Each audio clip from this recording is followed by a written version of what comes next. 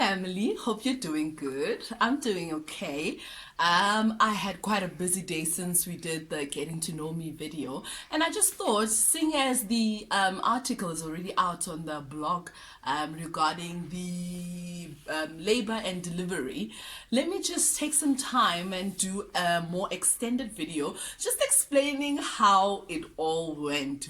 Boy, were we not in for a surprise. Okay, so the whole thing started post the whole fireworks that happens in South Africa every 31st of December, well, more like the 1st of January, because you actually do the whole, we call them dikrikete, around after 12. I'm losing my thoughts. Hi, Nana. Anyway, it happened after the first, or rather on the 1st of January in the wee hours of the morning.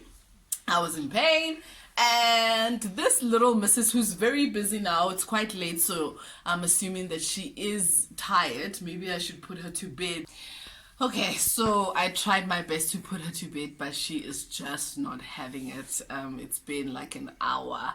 But anyway, let's continue from where we left off. And of course, she wants to be featured, and now she's pulling me and everything. Oh, the perks of being a mommy. There we go, there she is. Say hi. Say hi. Okay, anyway, so as I was saying, the whole thing started on the 1st of January. In the wee hours of the morning, I was at my cousin's place. We had just spent some time there, and the contractions began. And I think I waited out until around 1:30 in the afternoon, and only then did my husband and I decide to go to the hospital to get checked, because you read so many articles about delivery and how you get to the hospital and you're turned away because it's actually just Brixton Hicks and not serious contractions. But luckily, when I got to the hospital, they then said that I was in labor and they were admitting me. So I got admitted into the hospital. I stayed there for the whole of the 1st of January, and when the gynae came to check me, I was not dilating at all. Even throughout the time the nurses were checking, nothing was happening. So I was then left in my room to, well, basically see if anything will progress. So then, Mommy,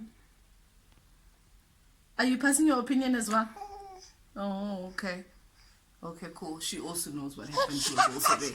So now, what happened was, after the 1st of January, obviously I was then left with nurses coming in and out to check me.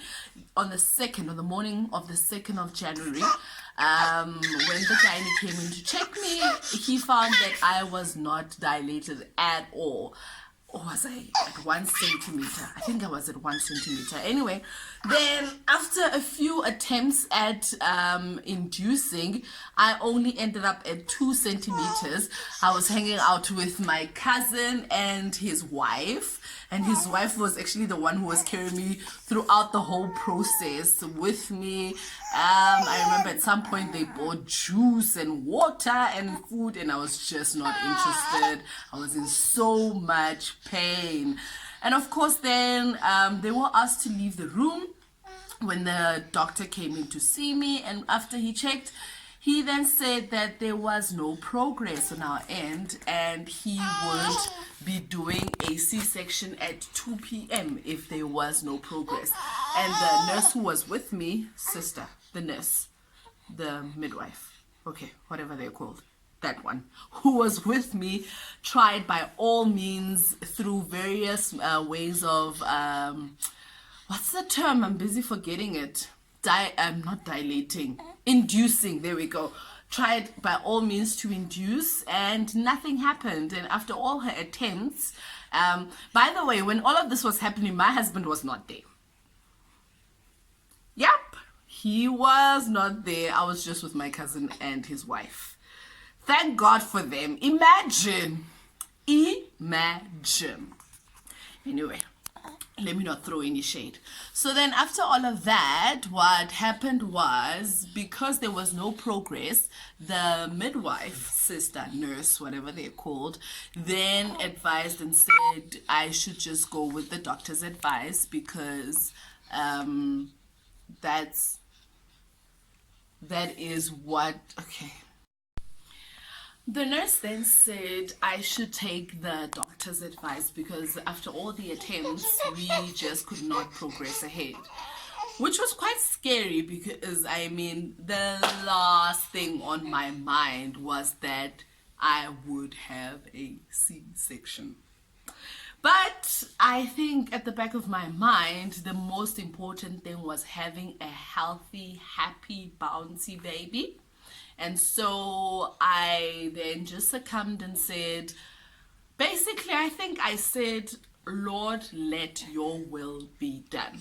Because at the end of the day, I mean, I knew that if God wanted to take me out of that situation, he would have. But those were the circumstances, and that's where I was.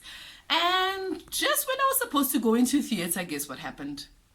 There's a lady who comes in screaming and shouting and just all over the place. And I mean, all the nursing staff just came to me and literally begged that can they attend to this lady before they attended to me, because it seems like she was in pain and it was some sort of emergency.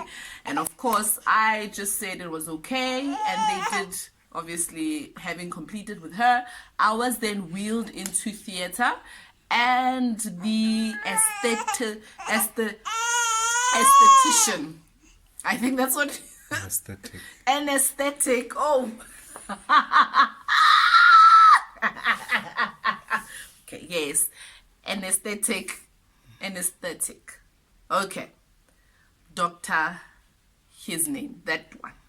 The one who gives you the epidural, that injection on the back, yes, that one, then came in and he explained the whole procedure, said I needed to arc my back, you know, that thing, and then said sometimes it's difficult for pregnant women and whatnot, and explained I literally had been in so much pain, it was the easiest thing for me to do, and I'm usually so scared of injections, but I arched my back and it was, you know, the injection was in and we were ready to go within, I think I would say minutes, I'm not certain, yeah, within minutes. And the whole procedure, I don't think took anything more than an hour, I might be wrong, and everything went well.